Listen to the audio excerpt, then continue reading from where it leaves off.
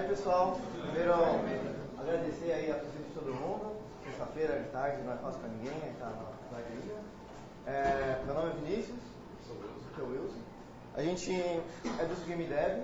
E antes de a gente começar, queria só ter uma ideia de como é que tá o pessoal aqui. Quem é do primeiro ano aqui do BCC? Segundo ano? Eu, Igor. Terceiro? Quarto ou mais?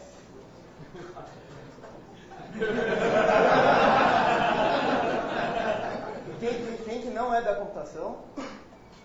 Tá, legal. Então, assim, essa palestra que a gente vai fazer hoje é um pouco diferente do que a gente normalmente faz, que é, a gente vai apresentar exatamente os desafios que você tem relacionados à área de computação quando você está desenvolvendo o jogo. Então, é uma palestra que, assim, talvez os professores gostem, que vai motivar todo mundo a estudar, prestar atenção em várias disciplinas diferentes. E para quem ainda não é da graduação, espero que sirva de um incentivo a mais de vocês identificarem coisas bacanas para fazer e entrar no curso e ter empenho. Então, vamos lá. Antes de tudo, quem que a gente é?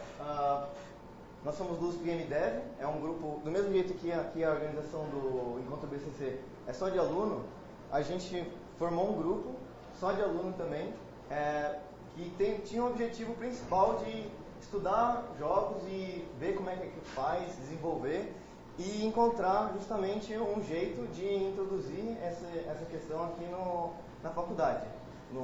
Hoje tem uma disciplina só, oficialmente uma, né? Jogos? Só tem uma disciplina então na USP que é relacionada, que nem é daqui, na verdade, é uma disciplina da Escola Politécnica, do curso de Engenharia da Computação, que é dada na FAO, para ser junto com o curso de Design. E daí, se algum aluno do BCC se interessar, hoje em dia dá para fazer computativa. Procure no Jupyter, não vai ser assim, aparecer na frente de vocês, mas se vocês estão interessados, corram atrás que, no pior dos casos, com requerimento vocês conseguem fazer matrícula. Mas então, o nosso objetivo é estudar jogo dentro da universidade e então encontrar justamente, não ser como uma empresa de tentar produzir, mas sim encontrar os problemas interessantes que tem no desenvolvimento de jogos e atacar eles ou do jeito que a gente acha que é mais interessante, ou então, de vez em quando, do jeito mais por baixo dos panos mesmo, que normalmente tem ferramenta pronta para isso. E então é sempre bom você saber como que as coisas são construídas para você conseguir usar as ferramentas melhor. Mas beleza, então, basicamente... Essa palestra é obviamente focada em jogos digitais, porque nós estamos falando de computação. Mas no grupo a gente trabalha também com jogos analógicos, só para deixar claro. Mas hoje nós vamos falar especificamente de jogos digitais. E o primeiro desafio que a gente encontra é que a arquitetura de um programa, que é um jogo digital, um programa interativo, é diferente do que a gente está acostumado. Isso afeta como a gente desenvolve. A gente não consegue programar dentro do que a gente está acostumado a fazer o EP, porque não vai dar na mesma. Basicamente tem essas três características que um programa interativo tem. No caso, o programa interativo é mais abrangente que o jogo, né? Um programa que tem uma janela, uma interface gráfica, em geral é interativo. O primeiro fato é que a execução dele não tem fim, normalmente, né? Ele fica em um loop infinito e você tem que controlar o fluxo do programa enquanto está nesse loop infinito. Certo? Ele não é um programa que recebe uma entrada, calcula e gera a saída. Não é assim, ele recebe a entrada constantemente.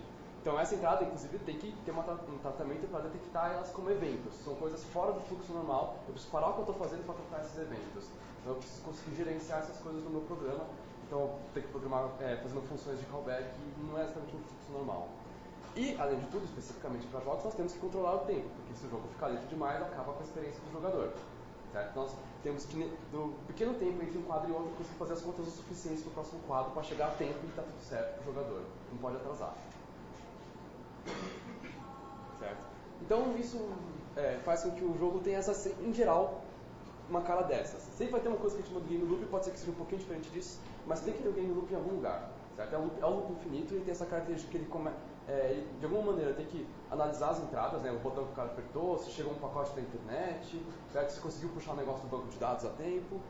E aí ele atualizar a lógica do jogo, certo? Que tem um relógio interno do tempo virtual do jogo, que não necessariamente é a mesma coisa que o tempo real de execução, certo? E depois, no final, ele tem que apresentar isso. E essa apresentação é ela que está todo o quadro, tem que renderizar a tela inteira todo o quadro. E o fato de que o negócio vai a, em geral, 30 FPS, no pior dos casos, como é desenhado em 30 quadros por segundo, a gente tem essa sensação de movimento, de que as coisas estão acontecendo em tempo real. Então, eu não faço um programa sequencialmente, eu programo passos, certo? Eu tenho que definir o que acontece em cada passo da simulação do jogo. Ok. Na próxima parte que a gente vai entrar, vamos estar começando com um nível mais alto de código, a gente vai chegar na parte mais nível mais baixo, com mais conta, mas vamos falar sobre padrões de projeto, né? Do inglês Design Patterns. É uma coisa bastante comum quando você estuda programação orientada a objetos, que é bastante comum hoje em dia, porque já não dá mais para você fazer programas só com funções como o C funciona só em assembly, você precisa de alguma abstração que permita o código ficar mais escalável. Então a gente costuma trabalhar com orientação a objetos, e aí, mesmo a orientação a objetos, dá para você fazer besteira. Então, ao longo de muitos anos sofrendo, as pessoas perceberam padrões que resolvem esses problemas, certo? Em particular, tem o famoso livro do Gang of Four, certo? São 4 programadores que fizeram uma enciclopédia de design patterns que resolvem vários problemas que acontecem por aí. Mas é importante lembrar que padrões de projetos são uma ferramenta e não é para fazer só porque é legal, né? A gente tem que entender para que a gente usa elas. Então eu vou mostrar aqui um exemplo de um padrão de projeto muito pertinente a jogos, que as pessoas em geral não têm essa solução, não pensam dessa maneira intuitivamente. Mas a ideia também é a gente não ficar tentando reinventar a roda, a gente vê que padrões que já existem para aproveitar eles. Certo? A situação é a seguinte, num jogo, você tem vários elementos presentes, certo? Temos os avatares do jogador, nós temos itens, inimigos, portas, coisas com que você interage, coisas que interagem sem você querer, obstáculos, coisas que vão atrás de você e machucam, e chapéus. Então, nós precisamos de alguma maneira organizar nosso código para reconhecer todos os elementos e cada um deles, e ditar como é o comportamento de cada um deles. Bom, eu fiz o curso de orientação, aliás, eu li um livrinho de Java, aprendi um pouco, eu acho que eu sei orientação a objeto, então eu vou usar herança. É o seguinte, vamos supor que você usou herança. Temos da seguinte situação, certo? Eu tenho um objeto que é uma zona, certo? Por exemplo, para detectar que o cara entrou numa sala. Então eu preciso de um código que detecta a colisão quando um personagem entra. E imagina que eu também tenho um negócio de decoração, né? Um obstáculo do mapa, então ele precisa ser renderizado. Agora eu quero fazer um obstáculo que eu renderizo e com quem eu colido, certo? Porque esse de decoração ele fica lá no plano de fundo e eu não interajo com ele. Na hora que eu vou querer fazer alguma coisa que é renderizada e colide, ou eu herdo de um ou eu herdo do outro. Se eu herdar daqui, eu vou ter que copiar o código de renderização. Se eu herdar dali, eu vou ter que copiar o código de colisão. E nunca herde dos dois ao mesmo tempo, certo? Você vai fazer o infame Deadly Diamond of Death, certo? Que é uma das piores coisas que pode acontecer na orientação a objeto, você estraga tudo. Então, é complicada a situação. Você não tem como evitar que o código se repita. Por isso que existe um outro jeito que, ao invés de você usar a herança, você usa a composição. O que a gente chama do padrão component, certo? Você quebra os possíveis aspectos que o seu objeto pode ter nos domínios que ele pode pertencer.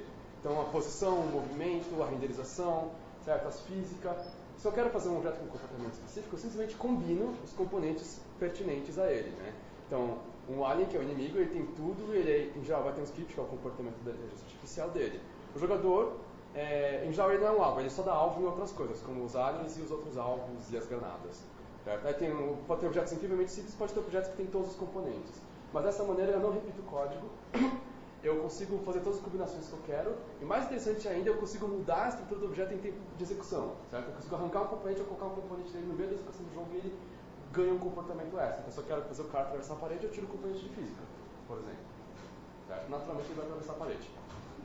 Então, semanticamente, para ficar mais claro de entender, para quem ainda não viu essa parte de orientação a objetos, quando você está fazendo herança, normalmente o que você fala é que assim, então um objeto ele é de um outro tipo. E quando você está fazendo composição, você está falando que um objeto ele tem algum componente de outro tipo.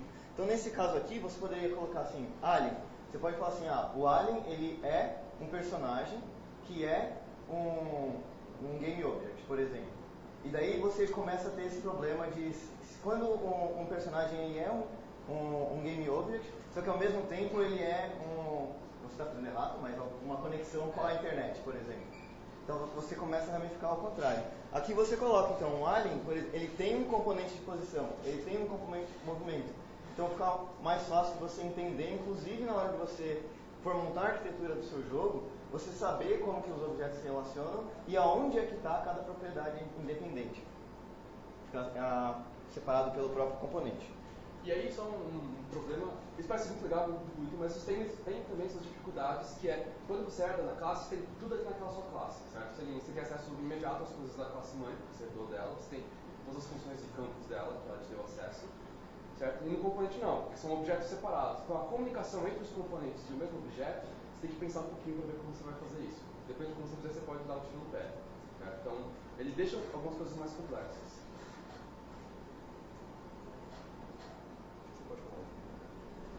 Tá, um dos outros aspectos que normalmente gera bastante problema quando você está desenvolvendo um jogo é porque um jogo, na verdade, não passa de uma simulação. O que é uma simulação? Você tem algumas condições de ambiente, por exemplo, e existem forças, objetos que eles vão interagir entre si e você, de vez em quando, espera algum tipo de resultado, de vez em quando você quer verificar qual o resultado que pode ter. E, obviamente, quando você está tocando essa parte, os componentes de física meio que são fundamentais. É muito difícil você pensar em algum jogo que não seja um puzzle, um jogo da velha, esse formato de jogo, que não use nada de física. E uma das partes que mais dá problema é relacionada a colisões. Porque a colisão tem o simples fato de que você está o tempo inteiro colidindo tudo com tudo. Aqui a gente, por exemplo, está todo mundo em cima do chão, ou está em cima da cadeira, a cadeira está em cima do chão, o computador está em cima da mesa. Tudo tem que ter algum tipo de interação com base na colisão. Dá para usar de maneiras também não naturais. Por exemplo, eu quero saber quais são os 10 caras que estão perto de mim. Eu posso criar uma esfera com um certo raio e contar os 10 caras mais próximos que eu colidi nessa esfera invisível com os elementos da minha volta. Então, colisão é uma coisa muito útil, prática, no jogo. Então, o jeito mais fácil que tem de pensar a colisão é usando o círculo. Por que círculo? Primeiro que o círculo é um objeto extremamente simples, ele só precisa de dois componentes. Ele precisa de um componente de posição, do centro, e ele precisa do componente raio. Então, se você abstrair qualquer coisa para círculo, você pode ignorar completamente um monte de informação que o objeto tem. Por exemplo, um objeto humanoide, você faz um círculo gigante em volta dele e dane-se se ele tem um braço, 2 braços, 3 braços, 5 braços, não interessa. Você faz um círculo e daí você consegue fazer a colisão de um jeito muito fácil. Você pega um outro cara, vê a distância entre os dois e compara isso com a soma do raio do primeiro com o raio do segundo. Se os dois estiverem afastados mais do que a soma dos raios, quer dizer então que os círculos não estão se intersectando. Logo, não tem colisão. Então, de um jeito extremamente rápido, simples e intuitivo também, você consegue verificar. Só acontece que nem sempre você abstrair um objeto para círculo vai gerar um melhor efeito para você. Afinal de contas, o jogo é sempre relacionado à experiência do usuário. E de repente você tem um objeto que é pontiagudo, por exemplo, uma estrela, e daí você usa um círculo maior ainda do que a estrela para detectar a colisão, e várias vezes vai acontecer de a ponta da estrela daqui, vem um outro objeto, não encosta na estrela, e daí você fala, colidiu. Daí o usuário vai falar, pô, caramba, nem encostou, já colidiu. Daí você fala assim, tudo bem, eu vou diminuir o círculo. Daí o que você faz? Você pega o círculo ficar mais justo com o centro da estrela, e daí vem um objeto, bate na ponta da estrela e não colide. Daí o jogador vai falar, pô, mas bateu ali, não está acusando colisão. Então, você precisa escapar do círculo para encontrar uns encaixes melhores. Normalmente, se você usar só círculo e quadrado, você consegue já ajustar para um monte de caso e resolve. Então é muito normal, e além disso o quadrado também é bem fácil de tratar, que a gente vai mostrar. Quadrado e retângulo. Então, quando você vai fazer com os retângulos, um jeito, ainda continuando nessa linha de simplificar, para deixar as coisas tanto mais fácil de você modelar quanto mais fácil de fazer conta, você pode fazer que eles fiquem alinhados aos eixos. O que isso é? Os quadrados eles vão estar ou assim, os retângulos, ou assim. Você não vai tratar o caso inclinado. Dá para tratar o caso inclinado, é um pouquinho mais complicado, mas só para esses exemplos vocês se entenderem, aqui a solução bacana era de nenhum dos dois, né? É mais fácil verificar. Sim, de vez em quando você também tem que trocar o jeito como você raciocina os problemas. Você pode pensar, como que eu faço para verificar que dois quadrados estão intersectando? Isso é uma colisão. Você pode falar também assim, uma colisão é quando dois quadrados não estão intersectando. E é mais fácil você verificar que os quadrados estão afastados do que quando eles estão intersectando entre si. Basicamente o que você faz é o seguinte, né? A gente modela, organiza os dados de uma maneira que a gente sabe facilmente qual é a extremidade esquerda, direita, abaixo e cima de cada retângulo. Certo? Eu sei que, por exemplo, eu facilmente olhando na posição X, eu determino qual que o retângulo está mais à esquerda, eu penso, do lado direito do retângulo da esquerda está à esquerda da esquerda do retângulo direito. Vamos complicar. Essa direita aqui está à esquerda dessa esquerda aqui, certo? Se está, claramente eles não têm como colidir. Não importa onde eles estejam, se tem essa condição, eles não vão colidir. Certo? Muito fácil de ver isso, é uma comparação rápida. Oi, Dob. Por outro lado, você pode... isso se repete para todos os lados. Você pode verificar, se essa parte de baixo aqui estivesse em cima dessa parte de cima, também não teria como estar colidindo. Certo? Então, se uma dessas é verdade, não importa qual seja, se você achou uma dessas comparações que já deu verdade, você já pode desistir que esses casos não estão colidindo. Certo? E para estarem colidindo, basicamente, todas essas comparações têm que ser falsas. Então aqui você pode olhar para todos os lados, você pode olhar a direita desse cara com a esquerda desse e ver que eles estão trocados. Parte de baixo com a parte de cima está trocada. Então todas as comparações desses lados vão dar falso e você vai concluir que eles estão colidindo, porque você já eliminou todas as possibilidades deles não colidindo. Certo? Então, às vezes o não do não é mais fácil do que o sim. Esse aqui também é um bem clássico, caixas alinhadas ao eixo é bastante comum, inclusive, por exemplo, jogos de luta usam isso bastante, né? Então, quando o cara dá um soco lá no Street Fighter, tem um retângulo aqui na mão dele. Tanto que alguns jogadores exploram o fato de que, sei lá, quando o cara dá um chute pra baixo, como é retangular, então eu alcanço mais longe, então o cara usa isso pra ganhar vantagem. Tá, só que agora a gente já verificou, no nosso arsenal de ferramentas, a gente já tem duas formas. Tem o quadrado e tem o círculo. A gente sabe fazer círculo-círculo, sabe fazer quadrado-quadrado, e agora é natural você imaginar assim, como que a gente vai fazer um círculo-quadrado? E daí a coisa começa a ficar um pouquinho diferente. Aqui isso aqui é, por exemplo, um caso que eles têm os personagens, eles são redondos, você, por exemplo, está falando deles assim, então você pode assumir que o raio de rotação deles é redondo, mas tem um Jackson cenário como mesa, parede, e essas coisas são retangulares, certo? Então isso aqui é um pareamento de geometrias bastante comum. Então, basicamente, a gente vai ter que tentar explorar ainda aquela coisa bacana do círculo, que é ele tem um ponto central e um raio. E o comentário aqui, a gente está assumindo que o retângulo também, de novo, está alinhado com os eixos, porque nesse caso ele pode simplesmente mudar o sistema de coordenadas, e como a circunferência é uma circunferência, não importa se ela foi rotacionada. Então eu mudo o sistema de coordenadas, da mesma maneira que no vestibular a gente muda para calcular transferência de movimento, a gente faz os pontos de referência no centro de massa, a gente muda para ser conveniente às contas. Então, daí, o primeiro jeito que você pode pensar é tentar encontrar, dado um ponto que você vai escolher, que convenientemente vai ser o centro do círculo, você vai querer encontrar dentro do quadrado o ponto que está mais próximo a ele. E daí você vai falar, putz, isso é meio complicado. E daí, aqui, eu vou desenhar.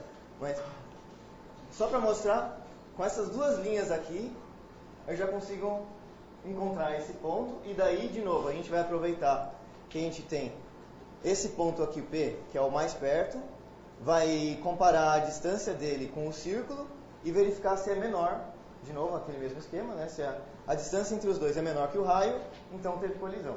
Mas como raios que a gente chegou nessa conta esquisita aqui? Então, para isso, eu vou fazer um desenho que é muito mais fácil. O que a gente quer, no final das contas,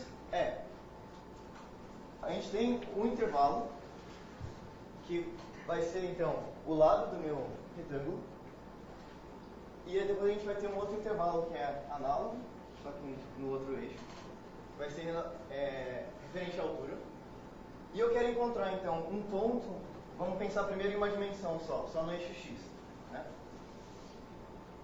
Então, aqui no eixo X, eu quero encontrar, então, o X que estiver mais próximo de algum outro ponto dado, que eu vou chamar aqui que é o centro do meu círculo. Eu quero encontrar, então, aqui nessa linha, o X que está mais próximo do centro, só que ao mesmo tempo ele ainda esteja aqui dentro dessa restrição. Certo? Então, como a gente tem uma dimensão só, é muito fácil, a gente não precisa pensar para cima, para baixo, a gente vai pensar sempre para a direita ou para a esquerda. Então vamos ver aqui o caso para a direita. Nesse caso aqui, o meu ponto mais perto vai ser aqui o extremo, certo? E daí isso já está dando uma dica para a gente. O ponto que eu vou querer encontrar, o componente XP, né, que é o componente X do meu ponto P, ele vai ser o mínimo entre o meu ponto C, aqui, o X do C. Vou colocar aqui então o XC. E a direita? E aqui, a direita, eu vou chamar... LR. É melhor LR. LRX. Então, o que isso está me dando? Ele está falando assim, se o XC, que é esse cara aqui, for menor, ou seja, seguindo aqui o eixo X, se ele estiver mais para a esquerda, ele vai me devolver o XC. Se o RX estiver mais para a esquerda, ele vai me devolver o RX. Então, desse jeito, eu nunca vou escapar aqui desse lado. Também funciona quando o C estiver aqui dentro, certo?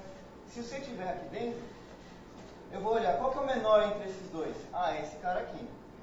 Só que quando ele vier para a esquerda, daí já começa a dar problema. Então eu vou ter que comparar isso também para o lado da direita. Se o meu C... para a esquerda. Se o meu C estiver para cá, eu faria então, na verdade, o máximo entre o meu XC e o meu LX. Certo? Porque... Faz a mesma coisa que o outro lado, né? É a mesma coisa. Então, se eu tenho esses dois pontos aqui, eu quero o ponto que está dentro da restrição, e esse é menor do que esse, então eu quero o maior. Se ele estiver aqui dentro, eu tiver esses dois pontos aqui, qual que é o que está mais perto? É esse daqui, é o maior. Só que eu quero esses dois ao mesmo tempo. Então é aí que a gente chega naquela coisa esquisita lá. Porque, na verdade, em vez da gente escolher aqui o XC, a gente já pode jogar aqui para dentro esse cara aqui. Ou seja, ele já vai me passar qual eu quero saber o mínimo entre algum dos pontos, alguma das coordenadas e o XE, o RX. Qual desses dois? O máximo dentre os outros dois. Daí a gente chega aqui então, que é o máximo da esquerda, ou seja, esse cara aqui, com o que me devolver entre o mínimo da direita, que é esse cara aqui, e o centro do círculo. Parece estranho, mas se você for fazer passo a passo, dá para entender. Para fazer com o Y, é exatamente igual. A única coisa é que em vez de você estar no eixo X, você está fazendo no eixo Y. E tem que lembrar que no computador, quando você está desenhando, o Y é para baixo. Porque sim. Então, desse jeito aqui, a gente conseguiu um esquema rapidão, em código, curtinho, para você encontrar o ponto mais perto. Depois é uma comparação simples. Além disso, por que isso é bacana na hora que você está escrevendo código também? Porque essas duas funções, min e max, a maioria dos computadores que você vai usar, eles já conseguem fazer uma otimização por dentro dele já, que faz esse código ser mais rápido. Então, além de você diminuir o número de comparações, você está usando instruções mais otimizadas e, além disso, o seu código está extremamente limpo. Então, isso é um belo exemplo de como que você faz como que você pode resolver um problema de um jeito mais criativo e por que você quer fazer isso ser eficiente? Como eu tinha falado, você vai rodar a sua simulação a cada de 60 a 30 vezes por segundo. Se você vai ter lá 500 círculos e 500 quadrados, você não pode ficar tendo o luxo de gastar o tempo extra que você pode economizar. Mas ok, a gente falou de forma simples. Vamos então finalmente falar de formas mais complexas, certo? Esse caso aqui, verificar se um ponto está dentro de um polígono convexo, eu peguei um triângulo que é mais simples, ele serve para você fazer coesão entre quaisquer polígonos convexos, porque basta você ver se cada verso dos polígonos está dentro do outro polígono. E se você considerar que um polígono côncavo, uma composição de polígonos convexos, você consegue fazer qualquer caso de polígonos, certo? E aí, como é que eu faço isso daqui? Isso aqui também é outro que a gente tira da cartola. Eu vou usar uma coisa, não sei se vocês lembram, quase não usei na minha graduação, mas eu vi bastante já no cursinho, chamado produto vetorial. Então, lembrando rapidamente, o produto vetorial é uma operação em R3, certo? No qual você tem quando você multiplica os dois vetores usando esse produto estranho, o resultado é um vetor perpendicular aos dois, certo? E aí tem várias propriedades. A gente faz essa conta usando, por exemplo, o determinante, no qual o I e o JK são os componentes unitários em cada eixo. E como a gente em geral está olhando no plano 2D aqui para ver as colisões, a coordenada Z é zerada, isso simplifica para aquilo que está na direita, certo? E aí, alguém se lembra o que significa o sinal daquele resultado?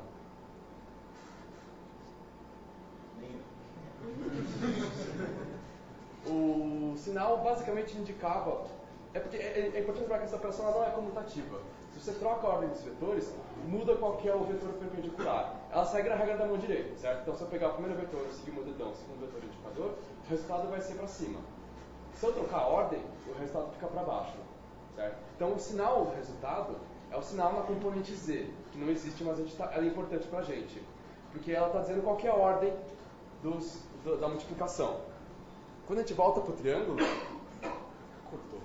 Se você pegar os dois vetores que estão saindo do ponto para os vértices da aresta, qualquer aresta, no caso vai comparar aresta por aresta, você sabe dizer, pela ordem dos vetores, se o ponto está dentro ou não. Certo? Se você sempre multiplicar, os seus polígonos são sempre armazenados com vértices no sentido horário.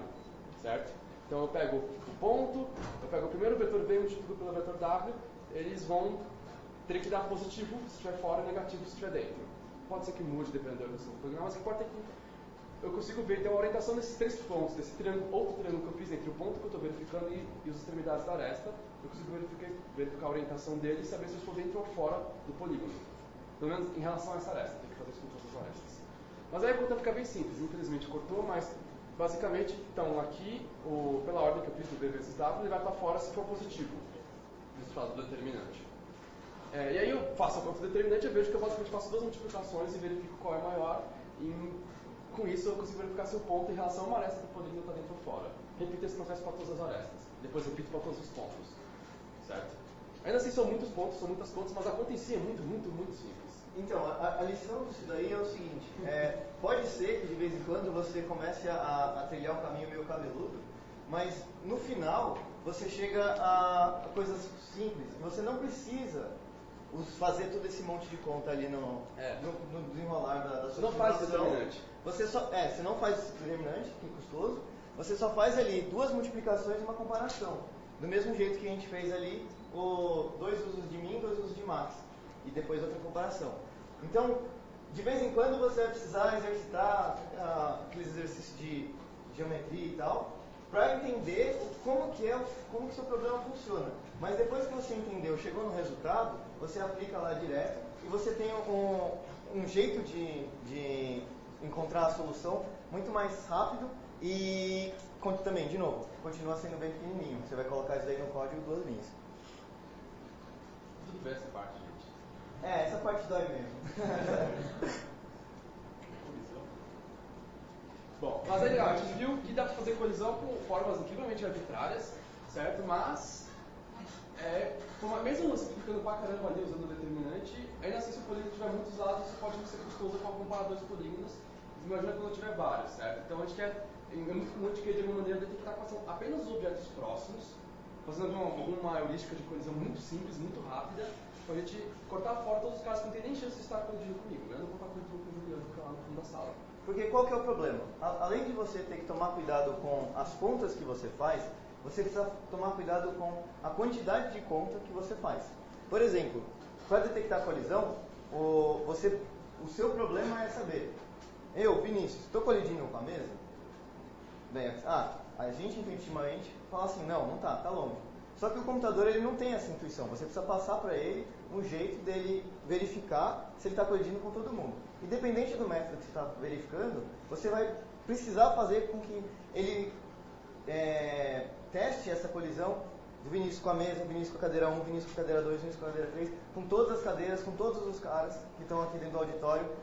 E isso, independentemente do que eu estou fazendo, só o fato de eu percorrer todo mundo desse jeito, já vai demorar. Agora imagina que, além de eu saber se alguma coisa está colidindo com o Vinícius, eu preciso saber se alguma coisa está colidindo com o Vinícius, com o Will, com a Su, todo mundo, blá blá blá blá blá. Eu ia fazer isso para todo mundo. Já dá para perceber que é um número de contas estupidamente gigante. Então por isso que você precisa arranjar um jeito de organizar os seus dados de forma espacial. Você chegar e falar assim, bom, se o Vinícius está desse lado da mesa, ele não vai estar colidindo com o Juliano, que nem o Will falou, porque o Juliano está lá no fundo da sala. Então não faz nem sentido, independente do método que eu fizer, não faz nem sentido eu fazer a conta de colisão. Então, basicamente, porque isso, em termos mais técnicos, isso vai gerar uma complexidade quadrática. Isso é ruim, porque eventualmente você tem jogos em que tem muitas coisas na tela. É muito importante você ignorar completamente as coisas que estão do outro lado. Então, só um detalhe. Normalmente, quando a pessoa fala assim, imagina um jogo pesado. Todo mundo vai lá e pensa assim, Crysis, método, aqueles jogos que tem uns gráficos fodidos, assim.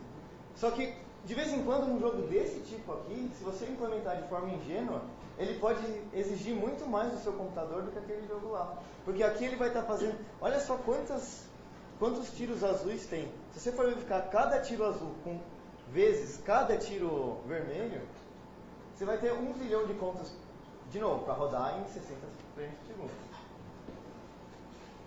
Bom, e aí nós vamos apresentar uma estrutura de dados que ajuda nesse caso, mas tem outras, já falado no final, mas nós vamos mostrar sobre a Quad Tree. Toda a ideia dessa estrutura de dados de aprofundamento espacial é permitir que os objetos saibam apenas que são os objetos próximos deles. E aqui no caso é uma estrutura recursiva. Basicamente, quando tem muitos objetos na tela, no mapa, eu subdivido. Então, aqui no caso, o limite é 3, é 2. Se tem mais do que 2, ele vai dividindo. Então, aqui mostra o processo. No começo tem muito mais do que 2, ele divide em 4. Aí ele olha para cada seção separada. O quadrante superior direito só tem um cara só, então não vai subdividir. Mas todos os outros ainda tem mais do que 2, eu vou e subdivido. Então, eu repito esse processo recursivamente, até que tenha poucos caras por região. Assim é fácil saber quem está perto e quem está não, porque eu só vejo as regiões e talvez as regiões vizinhas. E daí, então, você não consegue escapar, você roda um todos contra todos, só que é o todos contra todos só dentro da regiãozinha pequena aqui. Que é uma constante que você fixou. Então daí você consegue quebrar o seu todos contra todos para uma ordem arbitrária, por exemplo aqui 2, e daí você faz uma verificação de colisão e daí você tem que ser esperto de ver os casos de fronteira e tal, mas resumindo, o grosso você cortou bastante. E pra gente sair um pouquinho do blá blá blá, nós fizemos uma demonstração, aliás, o Ian fez. Certo. Deixa eu pegar aqui. Tá. Ian, você fez uma resolução muito grande. Vou focar só a parte aqui de cima. Então aqui eu tenho uma bolinha. Eu vou deixar a colisão tipo 1, que é a colisão todos contra todos. Eu vou criar algumas bolinhas. Sem peso na consciência, no computador aguenta, certo? Então a gente vê que a gente está em centenas de milhares de... Isso aqui é pares de objetos que estão sendo comparados para ver se estão colidindo, certo? Vamos ativar a... Calma aí, só para ter então ordem de grandeza. Aqui então tem 182 mil pares de objetos que estão verificando colisão. Isso porque ele não verifica pares repetidos. Agora vamos ativar a Quad Tree. Caiu quantas ordens de grandeza? Caiu 2 ordens de grandeza. 3. Não, 2, tá certo. De 182 mil, passou para 1.000, 1.800. Ficou mais rápido? Se você pegar então isso daqui num jogo em que cada bolinha é de fato um objeto, que ele tem uma lógica, tem um processamento por objeto, ele tem uma geometria mais complicada, precisa ser renderizado e eventualmente você tem um mapa muito maior do que isso daqui, do que está sendo mostrado na tela, e o que está sendo mostrado na tela é só uma fração da simulação de verdade, dá para perceber que o ganho não é nada que você fala assim, é uma pequena otimização. 2 ordens de grandeza é muita coisa. Legal.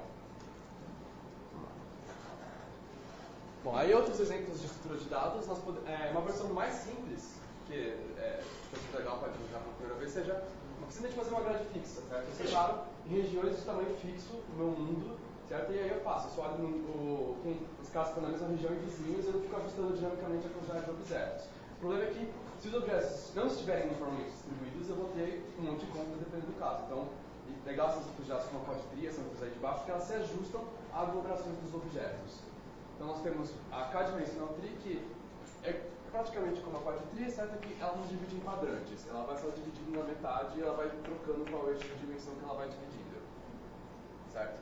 A quad tree ela pode ser também generalizada para 3D em separando em octants, no caso ela tem uma oct tree. E aí tem a interval k-dimensional tree, que ela é um pouco mais esperta que a quad tree, ela separa de acordo com a distribuição. Então, se aqui tem muito objeto, aqui tem pouco, ela vai tentar dividir em intervalos proporcional à quantidade de objetos. Tem a Binary Space Tree, que aí ela generaliza ainda mais, e ela divide em hiperplanos arbitrários, não só coisas alinhadas ao eixo. Ela consegue se ajustar ainda mais. E tem a R-Tree, que ela vai usar aquelas bounding boxes que ela viu, ela tenta... Acabou de passar. Agrupar coisas que estão numa mesma bounding box mínima.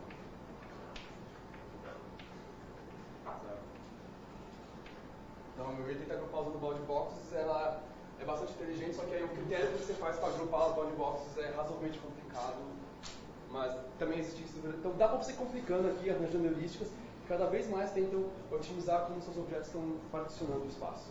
E o bacana disso daí? Isso dá paper, fala. Compensa fazer essas estruturas de dados mais complexas ou depende do jogo? Depende. Então, por exemplo, a IKD-tree, em relação a KD-tree e a quad-tree, ela se dá bem quando os objetos que estão nela não mudam de posição, porque para ela mudar dinamicamente é mais difícil, porque ela precisa ficar ajustando os intervalos. A KD-tree e a quad-tree, como ela sempre quebra exatamente no meio, exatamente em 4, tudo bem ser dinâmico, ela se ajusta de uma maneira realmente fácil sem fazer muita conta. Então, você pode, por exemplo, guardar objetos do cenário que não se mexem numa KD-tree e objetos que se mexem numa quad-tree. Então, do mesmo jeito que você tem diferentes algoritmos de ordenação que são eficientes para determinados casos e outros não, essas estruturas de dados também. Então, tem cenários e cenários. Agora, uma coisa bacana dessas aqui é que, então, uma implementação relativamente simples, além de você ter a melhora, você aprende um negócio bacana que é usado de fato isso em jogos comerciais. O Will falou, você estendendo essa ideia de cortar um plano em quadrados para cortar um volume em octetos, você faz isso funcionar em 3D.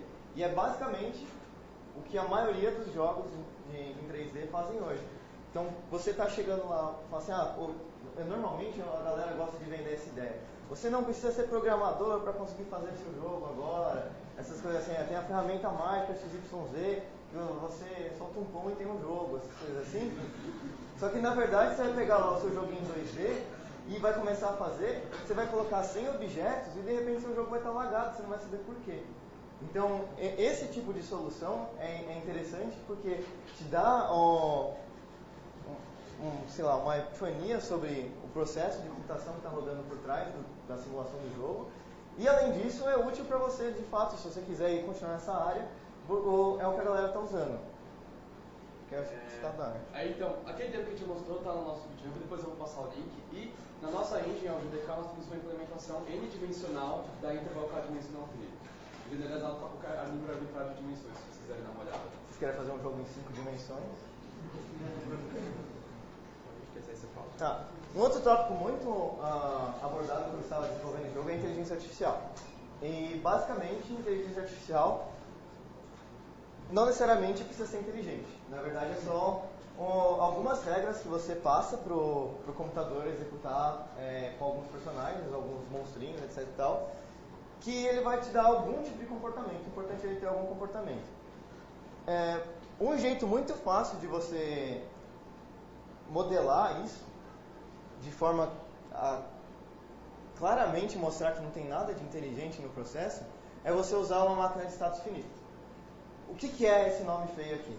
Na verdade, pode se resumir a um autômato, que também é um nome feio, que pode se resumir com bolinhas e setinhas. Cada bolinha ela vai ser um estado, vamos supor, de um NPC. Então ele pode estar em descanso, ele pode estar seguindo alguém, ele pode estar atacando ou ele pode estar fugindo. Em cada estado, e ele vai ficar em um estado só por vez, pode ter eventos que façam com que ele mude de estado. Então, por exemplo, se ele está descansando, de repente ele encontra o herói, ele passa para o estado de perseguição. E isso você nem precisa pensar nesse esquema de bolinhas e setinhas, fazer um gráfico, etc. e tal. Com uma sequência de ifs, né, de condicionais, você já simula esse tipo de tomada de decisão e você já vai dar para o seu jogo algum comportamento que para o jogador vai ser interativo. Exemplo super clássico. Os fantasminhas do Pac-Man. Eles são uma máquina de estados que tem 2 estados e, consequentemente, 2 setinhas, que é, quando não está nada de excepcional acontecendo, eu persigo o jogador. Ponto. Ele só faz isso. Enquanto o Pac-Man não pega a bolinha, a bola grande especial lá, ele vai ficar perseguindo. No momento que o Pac-Man pega a bolinha grande, o que acontece? Tem uma transição, ele passa de um estado para o outro, e daí ele sai do perseguir herói para fugir do herói. E daí o comportamento dele já muda. E a volta acontece quando o efeito da bolinha acaba. Então, isso, o cara não fez bolinhas, setinhas, um gráfico, porque simplesmente tinha 2 estados, era um if, e você conseguia simular um comportamento. Então, quando o pessoal fala inteligência artificial, não necessariamente é alguma coisa muito complicada. Mas, de vez em quando, pode ser.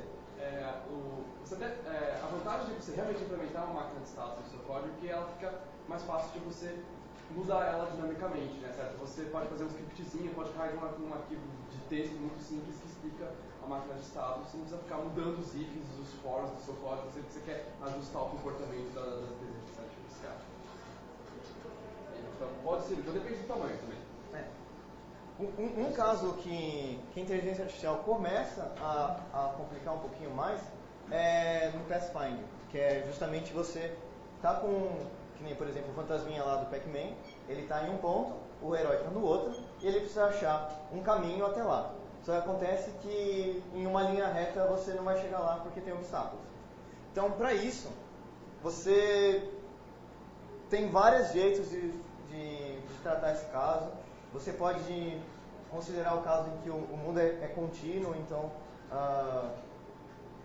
Mas se eu explicar o que é contínuo, você pode discretizar o mundo, ou seja, você em vez de considerar que eu posso estar em qualquer ponto daqui até ali, eu posso estar simplesmente ou nessa célula, ou na célula do lado, ou na célula do outro, como se fosse várias casinhas, ou então um jogo de tabuleiro, né?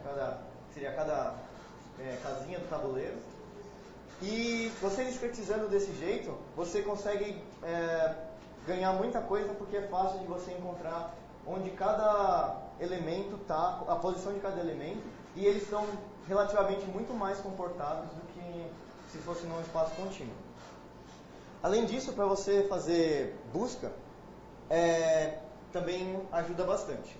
Um exemplo muito fácil muito famoso, é isso aqui. Vamos supor que você sai aqui de um ponto, essa bolinha aqui, e o seu destino é a bolinha verde.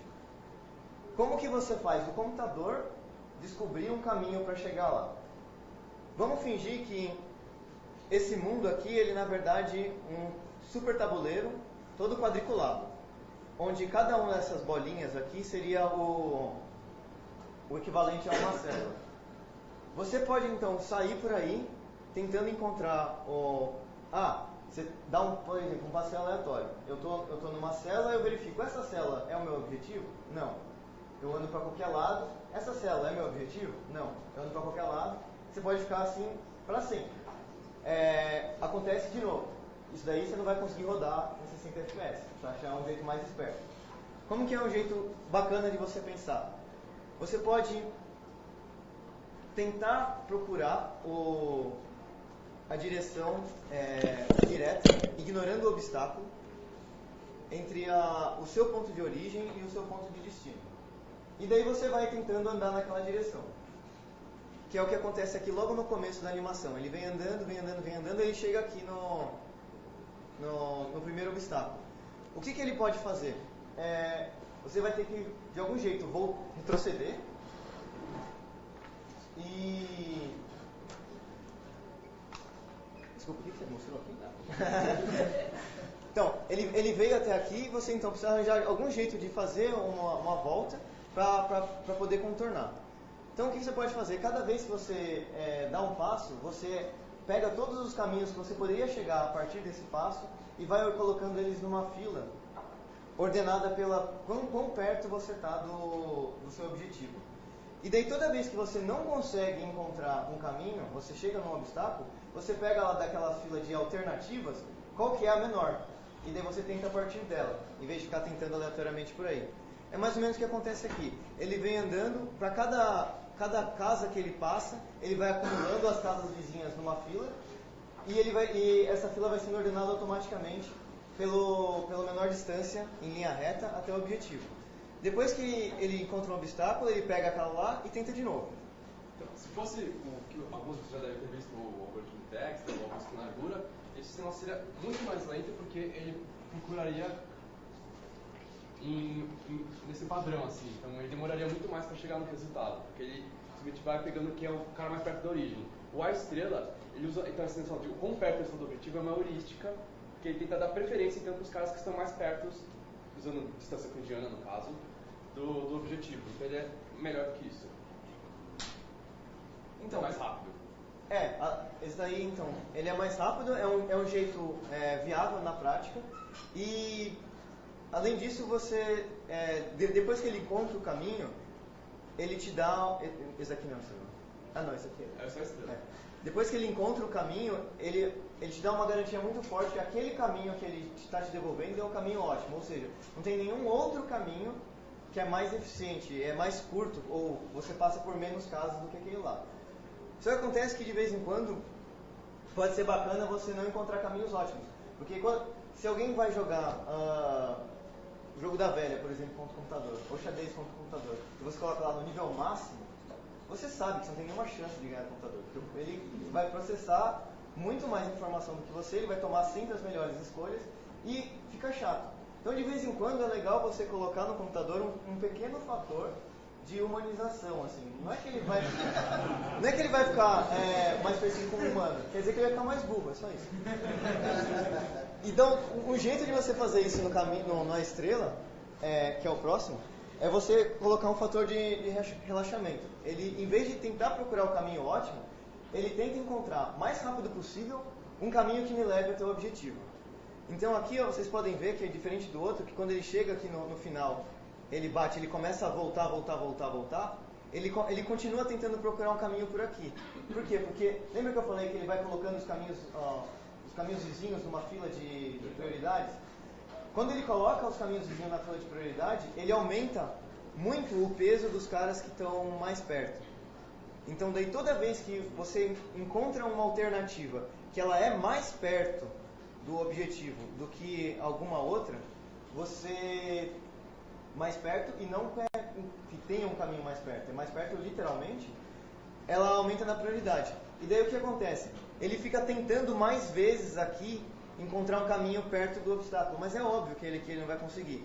Só que é mais ou menos isso que a gente faz mesmo. Quando a gente chega num labirinto, por exemplo, você normalmente só descobre que você precisa voltar quando você dá de cara com a parede ali, quando você percebeu que ali tem uma parede mesmo e que não tem como você dar o contorno. Então, se você olhar a diferença aqui, ó, dá pra ver que tem uma barriga pra cima. E se você for... não vai demorar. Mas se você for fazendo outra, ele já traça uma linha aqui do lado. Ele já viu, a partir daqui, se eu for pra frente, eu estou perdendo tempo. Então eu vou pra direita. Então são jeitos que, de vez em quando, parece que você está deixando o problema menos eficiente, mas que para fazer o jogo... outra coisa. Esse daqui não tem garantia de ultimabilidade. Ou seja, esse cara aqui com certeza é menos eficiente do que se você viesse... Não, com certeza. Não, é menor ou igual. Nesse caso aqui sim, ele é pior, né? Mas então, você perdeu uma restrição forte, que nos teóricos seria um absurdo, né? Porque você dificilmente quer um caminho não bom.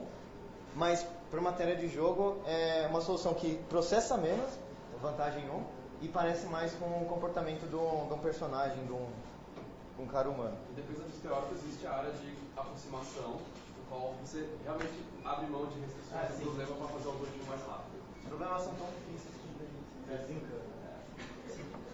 Fala. Naquele caso, por exemplo, vocês estão calculando o caminho lógico em 2 pontos parados. Isso. No jogo você tem uma movimentação a cada instante. Então, cada passo você precisa recalcular o caminho. Eu ia perguntar, vale a pena armazenar o caminho ou alguma coisa nesse sentido? Ou é mais fácil recalcular? Pode ser que sim. Depende. Muito não. Quantidade de personagens. Então, por exemplo, se você pensa em guardar o caminho, você precisa levar em consideração o quanto que esse caminho é alterável no seu jogo ou não. Se você, por exemplo, está falando assim, é um trem, certo? Que ele tem uma malha por onde ele pode escolher qual sequência de trilhos ele vai pegar. Você calculou o caminho uma vez, obviamente no próximo passo da iteração você não precisa calcular de novo, porque não vai mudar nada. Agora vamos supor que você está no RTS, você está selecionando várias unidades e está mandando elas para lugar freneticamente. Aí vale mais a pena você não guardar o caminho, porque provavelmente o número de alterações que o jogador vai fazer nos caminhos que você traçou é grande. Tudo depende do custo computacional, de você calcular esse caminho e do quanto que você vai trocar. Então é caso a caso. Então, agora eu vou falar um pouco sobre a parte de renderização, de como que a gente faz para apresentar o jogo para o jogador. Até agora a gente está falando bastante de coisas 2D, aqui eu vou falar um pouco de 3D, porque 2D é relativamente fácil de você renderizar as coisas, né? Basicamente nós temos que a tela é uma matriz de pixels, os pixels são 4 números, né? O componente vermelho, o verde, o azul e a transparência. Então você tem uma imagem, você sequencia elas, né? Cada frame você desenha o próximo passo da animação, você consegue, fazendo um pouquinho de conta de geometria de novo, você consegue montar as funções em 2D. As coisas são realmente complicadas para a gente passar para 3D. Porque em 3D, o que a gente quer fazer é pegar coisas que estão num espaço 3D e projetar num espaço 2D, certo? E aqui vamos entrar em um pouco matemático. O porquê que é projetar no espaço 2D? Porque no final das contas, o seu monitor, a sua tela, é como se fosse um acrílico que está na frente do seu mundo 3D, que vai tirar uma foto. Então tudo que passar por aquele acrílico você vai pegar então aqueles pontinhos de luz, que é o seu monitor, e aquele plano é que vai ser cada pixel aceso na sua tela. A gente corresponde ao gráfico de uma câmera no mundo 3D, certo? Então a gente quer fazer essa projeção e aí dá para ver que nós temos na verdade 2 espaços vetoriais e nós queremos fazer uma transformação do espaço vetorial para outro. É um pouco mais complicado que isso, mas vamos ver. Então, como é que a gente pode fazer isso? Isso aqui é como o Engine 3D funciona, basicamente. Eu vou simplificar agora de volta, para ver o caso que eu estou apresentando uma coisa no mundo 2D para um mundo de uma dimensão só para as contas não ficarem feias, que elas ficam. Certo? Então, aqui eu tenho 2 quadrados, estou projetando ali no eixo. Certo? Bom, o que a gente aprende em álgebra linear é que nós podemos fazer transformações. Né? A gente aprende de transformações lineares. Certo? No caso, a gente assume que, apesar de ser uma dimensão menor, o lugar de resultado, a gente trata ele como se fosse a mesma dimensão que a origem, só para a gente conseguir posicionar nele, ter essa noção de que a câmera está olhando o mundo de algum lugar. Então, realmente é um plano que existe no mundo, como você falou, aquela tela de acrílico que está capturando as coisas. Então, mesmo em R2, eu estou fazendo uma transformação de R2 para R2, só que se eu uso uma transformação simplesmente linear, certo? Que tem essas propriedades aqui de linearidade, eu me ferro porque a origem sempre vai mapeada para a origem. Certo? Então isso força com que a câmera sempre tem que estar na origem, e isso não é verdade no jogo. A minha câmera pode estar em qualquer lugar. Então uma transformação simplesmente linear não é suficiente. Então a gente usa uma transformação afim, que é basicamente uma transformação linear mais um deslocamento, que é basicamente a posição da câmera. Então eu consigo posicionar minha câmera em qualquer lugar e ver de qualquer ângulo, de qualquer ponto do meu cenário. Oi? Não, a transformação frenética não sei se Então, isso aqui é claramente... Não, é uma das coisas que claramente durante o curso você encontra por aí. Um professor manda você fazer uma contanhada desgraçada, feito louco, você não sabe por que você está fazendo aquilo, você não entende. Fala assim, na minha vida eu nunca vou usar isso, né? Uma transformação afim. Daí quando você vai para a aplicação real, você chega e encontra os paralelos.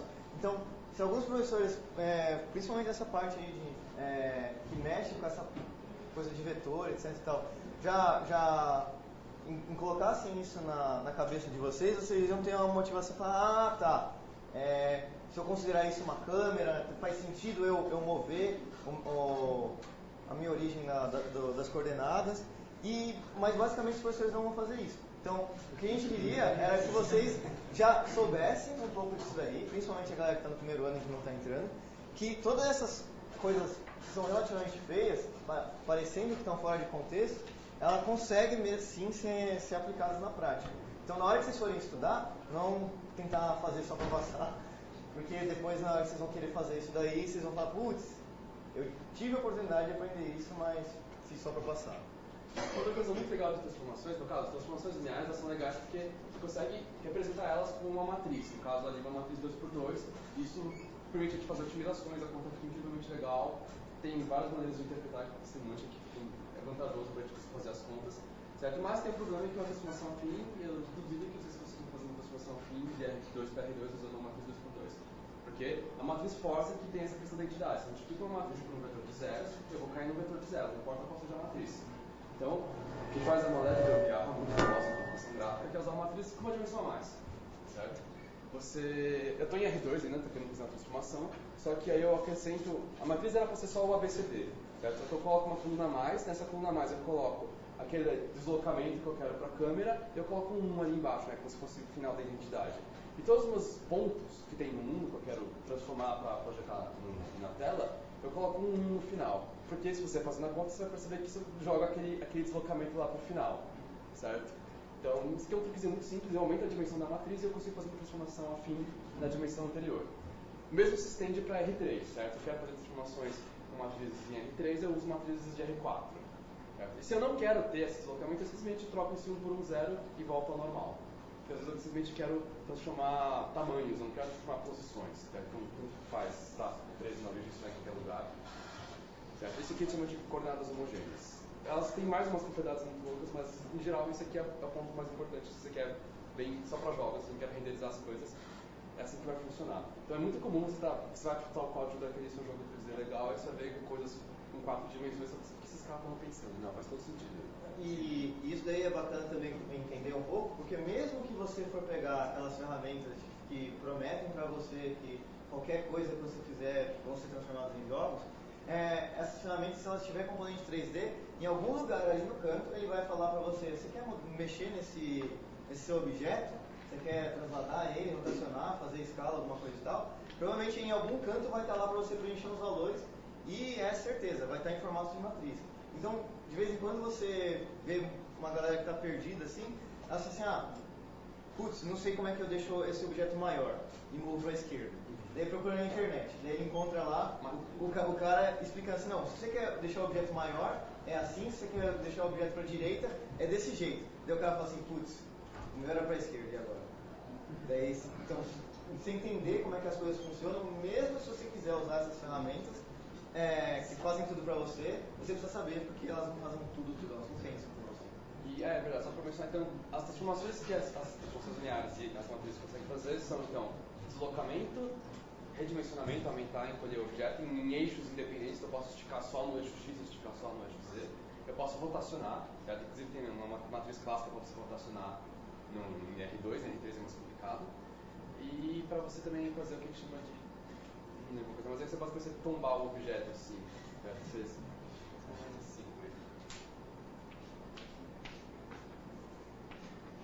Esse tipo de transformações também consegue com matrizes. E é basicamente isso, eu vou posicionando meus objetos, eu posso, por exemplo, pegar essa cadeira e simplesmente usar copiar ela, guardar a geometria dela uma vez e usar várias matrizes para fazer cópias delas pelo salão inteiro, certo? Eu economizo memória, só uso as matrizes e renderizo um monte de cadeira. E aí, depois que eu fiz todas essas contas, isso aqui é uma coisa que acontece lá na placa de vídeo, certo? A gente mandou os vértices, mas é importante entender porque vocês vão ver. Esses vértices aí, então, os polígonos, eles são rasterizados, que é o processo de, uma vez que eu tenho os vetores no meu plano, na minha tela, certo? Eu preciso mais em pixels. Pixels são quadradinhos, discretos. Então eu traço essa linha aqui, tem uns algoritmos bem simplesinhos para eu conseguir determinar quais são os pixels. O problema é que, como vocês estão vendo, isso aqui fica feio, que a gente chama de serrilhado, ou em inglês alias, certo? E tem, se já jogaram algum jogo de AAA, vocês viram aquela opçãozinha lá nas componentes gráficos chamado anti-aliasing, que é justamente você tirar essa coisa. Para conseguir tirar essa coisa aqui, é uma opção, o seu hardware faz isso para você, é uma opção que você tem que saber que existe, ativar, que é para fazer uma manipulação linear, que basicamente ele pinta cada pixel de uma maneira proporcional à distância do centro dele à reta que você está traçando. Então, por exemplo, esse cara aqui provavelmente ficaria mais transparente, esse cara aqui teria um pouquinho, certo? Porque aí quando você olha de longe o suficiente, principalmente com as resoluções gigantes de hoje, dá a sensação de que essa linha é reta, certo? Porque eu fiz uns borradinhos em volta dela, certo? Usando bem a distância por cento dos pixels, e dá a sensação de anti-aliasing.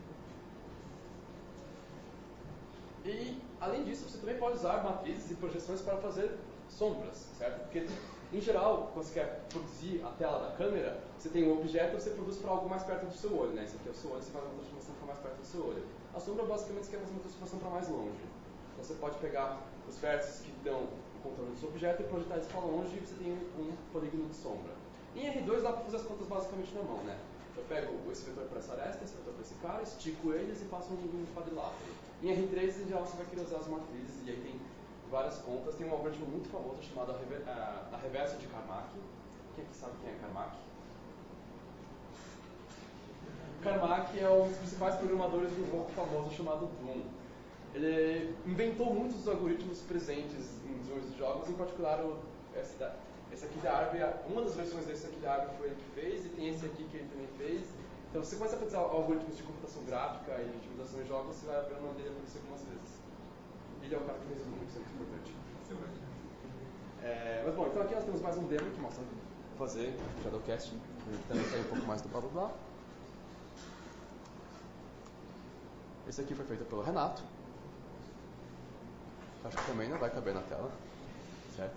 Então ali eu tenho um obstáculo, certo? Eu tenho a minha luzinha, eu consigo basicamente andar por aí e as sombras se esticam. É bem simplesinho e o efeito já é bastante agradável, certo? Então,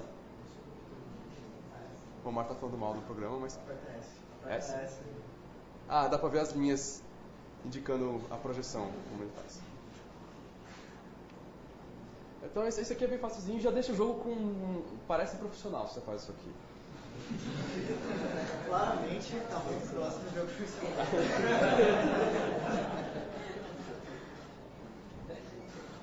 E aí tem mais uma parte interessante, isso aqui é um pouco mais recente, digamos assim, mais ou menos recente. Hoje em dia se fala bastante na área de game design e tal, de comportamento emergente. Não é emergente de emergência, é emergente de que ele emerge durante o jogo, certo? Então basicamente tem experiências que existem apenas quando o jogo está de fato interagindo com o jogo, não está prescrito no roteiro da fase, quando o cara cai naquela mesa vai acontecer aquela coisa. Não, são coisas que acontecem inesperadamente e em geral é positivo para o jogador, porque faz com que cada experiência seja única e individual, certo? Uma maneira de você conseguir colocar comportamento emergente no seu jogo é você forçar a barra e fazer você gerar conteúdos de maneira procedimental, ou seja, você não tem os seus mapas pré-definidos, você não tem as suas fases, os seus eventos, a sua história toda prescrita, certo? Você procedimentalmente, com código, com um programa, você gera eles, certo? Conteúdo procedimental. E aqui nós vamos montar um exemplo de autômatos celulares, que é para você poder gerar mapas. Certo? Autômatos celulares, eles se baseiam em uma coisa chamada gramática, que é a teoria que a gente vê só no terceiro ano de computação, mas de maneira muito, muito pobre, por ele que me perdoe. Uma gramática, você tem basicamente umas regras que transformam um símbolo em outro símbolo, em outras sequências de símbolos, certo? E eu tenho um símbolo inicial que eu vou expandindo aplicando essas regras. Então, do A vai para ABA, os A's que estão aqui viram outros ABAs e o B que estava ali vira 2Cs. E isso aqui se repete, isso vai crescendo de uma maneira que vai seguir um padrão. Por exemplo, você pode representar um fractal dessa maneira, certo? Então aqui, isso aqui só são palavras, isso aqui não sei como você vai te ajudar, mas eu posso usar essa mesma ideia para fazer em 2 dimensões. Aí eu vou ter um autômato celular, certo? Que eu faço a mesma coisa. Eu defino regras que mapeiam matrizes de janelinhas, de casinhas, em outros conjuntos de casinha. Então, se eu, por exemplo, faço essa transformação aqui, tem esse comportamento de expansão. Acho, inclusive, que o cara do meio volta a ser azul, porque todos os caras laranjas lá fazem ele do meio ser azul. Certo? E aqui nós temos mais uma demonstração para mostrar que isso aqui gera um efeito de mapas muito naturais. Depende, obviamente, das regras que você faz, mas com uma regra muito simples, que é você... parecido com o jogo da vida, que você tem células vivas ou mortas, certo? E dependendo de quantas células vivas vizinhas ou quantas células mortas vizinhas você tem, a célula do momento, morre ou nasce, certo? A gente usa uma coisa parecida. Se tem um número suficiente de caras próximo de você, você fica vivo. Isso vai gerar um efeito muito interessante. Sim. Isso é um dos jeitos de você fazer os mapas aleatórios. Então, quando você entrava lá em jogos que as fases não são fixas, você chegava por exemplo, Age 2 antigamente, etc e tal, você podia colocar lá, jogar uma fase fixa ou uma fase aleatória. Vários deles usam esse tipo de coisa assim. Isso aqui ensina a gente pontos aleatórios. O que eu fazia é usar a regra, se tem pontos perto o suficiente, ele vai criar mais um ponto, e se não tem pontos suficientes, ele morre, porque senão esse cara vai ser só um ponto solto por aí. E aí, com 2 passos, eu tenho uma estrutura cavernosa. Certo? Isso aqui é por aleatoriedade, um negocinho simples. Certo? Se eu estender um pouco mais, vai ficando um pouquinho cheio demais, mas eu posso fingir que os lugares que eu coloquei vivo, na verdade, são os lugares vazios, né? Mas eu posso voltar também. Então, porque é uma ideia muito simples, certo? Inspirada em gramáticas, eu consigo gerar mapas incrivelmente naturais. Um dos nossos jogos, o Vikings, se vocês quiserem ver no nosso site, gera mapas usando um algoritmo parecido com esse. E daí, depois de feito esse processo, nada impede de você passar então por cima de novo do mapa inteiro, encontrar localidades que podem surgir interesse. Então, por exemplo, você quer colocar aí no meio uma área de um chefão, por exemplo. Então, daí você varre o mapa de novo, encontra um lugar que está relativamente aberto, força ali ser do tamanho que você quer, coloca os componentes que você quer distribuir naquela região, e daí pronto, com uma base completamente aleatória, você gerou um mapa que tem as features que você quer, e toda vez que o jogador for entrar de novo naquele cenário, não vai ser o mesmo cenário, vai ser diferente, embora tenha características semelhantes. Outros métodos para você gerar conteúdo procedimental, a gente conhece aqui, usando noise, né, ruído, que é um tipo de aleatoriedade em várias dimensões. Ele é legal porque tem o que a gente chama de propriedade da autossimilaridade, que basicamente faz que se você olhar para um relevo de longe, né, montanhas, elas têm um formato ondulado, mas se você olhar bem de perto o relevo, eles também têm a mesma proporção de movimento. Então esse aqui é um ruído meio fractal, que permite você gerar paisagens, o relevo de paisagens de uma maneira bastante natural e parece realista. Para quem tiver curiosidade, tem um TCC desse cara aqui que nunca vai admitir que o TCC dele é bom. Que é justamente uma implementação do algoritmo de noise que gera... Teixeira. Certo? Ele consegue gerar relevos assim, com montanhas e praias e tal, reconhecer biomas a partir desse negócio de noise. É mais complicadinho, dá para fazer. E um outro jeito é usando o SAT. SAT são programas que resolvem o problema da satisfazibilidade, não sei fazer como vocês. Mas basicamente é um programa bem clássico, ele é NP difícil. Foi? NP completo. Pensar. E a ideia é que ele consegue, você dá várias restrições lógicas para ele. Eu quero que tal coisa seja verdade, mas se for verdade aquela coisa não pode ser verdade. E ele é um programa que tenta fazer uma busca no espaço de possibilidades até achar uma resposta válida. Como que eu uso isso num jogo? Certo? Eu tenho um labirinto, eu quero que o herói seja capaz de passar esse labirinto com uma chance razoável de sobreviver, eu quero que ele se depare com 5 baús de item, com 2 monstros, uma chave e uma porta, e a chave tem que estar antes da porta, obviamente. Certo? Então eu descrevo isso com expressões lógicas e jogo para o SAT-Solver resolver para mim. Isso não é feito durante a execução do jogo, porque em geral o SAT-Solver demora. Certo? Você faz isso antes, ele vai dizer para você, olha, essa fase aqui satisfaz, eu busquei no universo de todas as fases possíveis, essa daqui satisfaz as instruções que você pediu. Você quer ela, você pega ela, faz umas adaptações que você achar legal e coloca no seu jogo. Certo? Você pode fazer, inclusive, aí cada fase você pode ir com a ajuda dos seus level designers determinar quão difícil ela vai ser, se ela vai ter uma recompensa, se tem um item-chave para o roteiro que ele precisa encontrar ali, certo? Então, é bem poderoso isso. E Acabou, gente. Desculpa, muita matemática, eu sei que dói. Então, a ideia da palestra então era isso, era passar vários probleminhas. A gente sabe que são relativamente desconexos, mas é que a ideia era isso, de você conseguir encontrar vários campos diferentes da computação dentro do desenvolvimento de jogos. E a gente espera que com isso vocês tenham encontrado pelo menos um ou dois campos que vocês acham interessante e que acham que vale a pena estudar. E, bom, a gente tem o nosso site, recentemente repaginado, agora está bem mais bonito. Nós, infelizmente, temos uma página no Facebook. A contragosto. E, então, se vocês quiserem entrar em contato com a gente, saber sobre as reuniões, projetos que a gente está fazendo do Setdown, entra no nosso site, pode mandar e-mail para a gente, esse contato aqui vai para a nossa lista de e-mail, todo mundo vem, então a gente responde relativamente rápido. E se tiverem alguma pergunta, a gente está à disposição.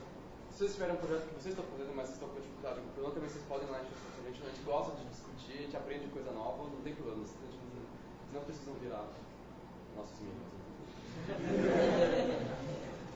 Alguém quer perguntar alguma coisa? Sim. O que vocês falaram dos automatos celulares para geração de fase, cada célula tem um comportamento determinístico, né? Dada a vizinhança. Vocês já viram alguma coisa desse tempo de educação? Porque tem automatos celulares estocásticos também. É um negócio bem interessante. Da mesma maneira que dá para fazer um autômato estocástico, lá na parte de máquina de estados do comportamento de inteligência artificial, dá para você também fazer uma máquina estocástica, porque quando a máquina é determinística, o comportamento do inimigo é razoavelmente previsível. Né? Você sabe que se você fugir um pouquinho, ele vai começar a correr que nem idiota atrás de você e joga uma armadilha. Certo? Então, pode fazer alguma coisa estocástica que fica mais interessante. Porque essa mesma semente pode gerar várias fases um pouquinho diferentes. Sim, então, com certeza. Mas você também pode incluir uma lógica um pouco mais complexa, por exemplo, em cada célula, né? Então daí a sua regra pode ser tão complicada a ponto de automaticamente, na hora que, durante a geração da fase, ele perceber que tem um espaço grande o suficiente e não foi colocada a sala do chefão, por exemplo, ele já coloca sozinho, sem você precisar repassar em cima do mapa. Então daí a complexidade que você quer colocar desse conjunto de regras é o tanto que você acha que vale a pena e na prática, na hora de você rodar ali, ver se o resultado dele acabou. Porque também, se ele faz aquele monte de coisa, mas no final das contas fica a sala do chefão do lado da entrada, daí você fala, o mapa tá lindo, tirando essa parte. Então, quando você faz uma fonte celular, você pode. É que a gente especificou pelo número de vizinhos, mas você pode especificar especialmente qual que é o padrão. Sim. Certo? E aí, por exemplo, quando tem esse padrão, então eu vou criar um cara aqui, isso provavelmente vai fazer eu criar umas pontas nessa direção, assim. Então eu consigo passar regras arbitrárias, não sei que cada passo do mapeamento das regras eu uso um conjunto de regras diferente. E aí o mapa evolui da maneira certa. Inclusive nessa parte aí você pode colocar regras diferentes para determinadas posições globais no mapa. Então isso pode fazer com que você automaticamente gere alguns mapas que os miolos são espaços mais abertos e quanto mais fundo nas entranças você for indo, mais estreitos são seus caminhos. Se isso for uma característica, você pode querer fazer o contrário. Fiquei pensando na forma de criar um mapa usando o programa SAT. Você usaria fórmulas lógicas para descrever o mapa na forma pixel dele, nas direções que ele toma? Isso é um desafio por si só. Eu estava imaginando o que você modela no meio das fórmulas lógicas. Então, você tem que, na verdade, fazer um terceiro programa que traduz as suas especificações em expressões lógicas, joga para o SAT, pega a resposta e traduz de volta a resposta do SAT para um mapa. Certo? Inclusive, isso foi um EPDA que minha turma fez. A gente tinha que pegar um número e decompor em números primos usando um SAT. Então, a gente pegava o número, mudava para uma representação lógica, jogava para o SAT, pegava a resposta e transformava em um número de volta. Então, isso é um desafio mesmo. Como é que faz para entrar no arquivo? Bom, como você já sabe, Mas ele sabe. Não tem exatamente esse processo de entrar no grupo. A gente faz reuniões 3 vezes por semana, de segunda, terça e quarta. Esse semestre.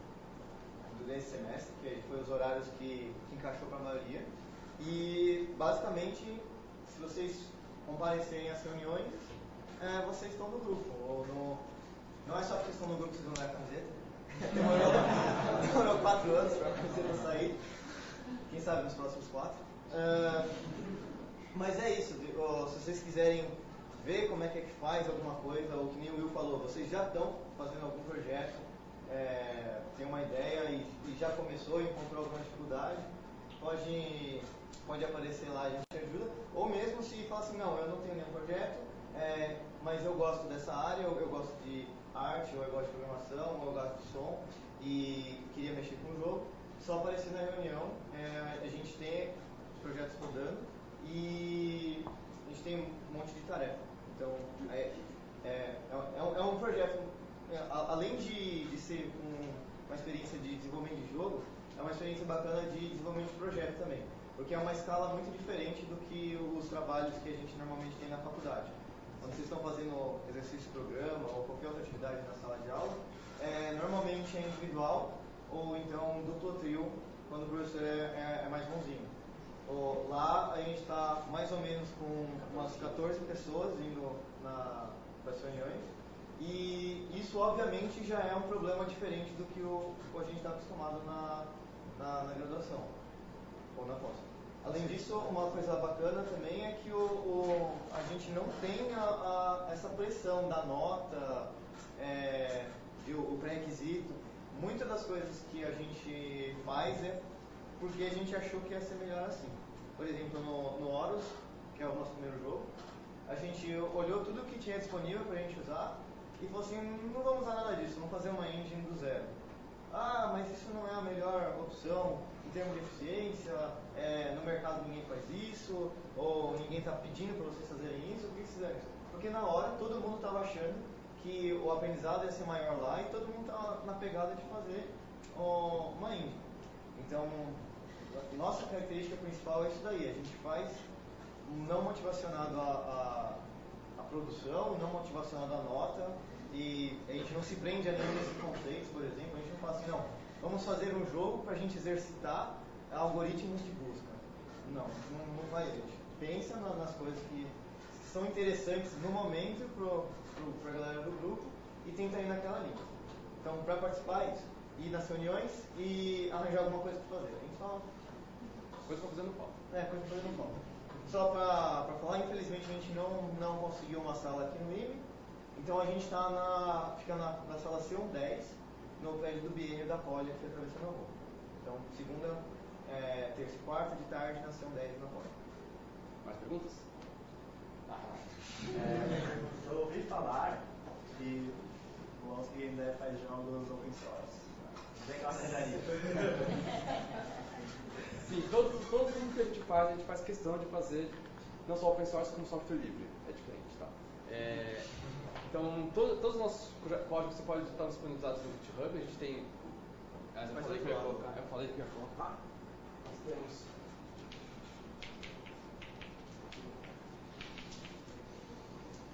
Não é difícil. Vocês não vão esquecer.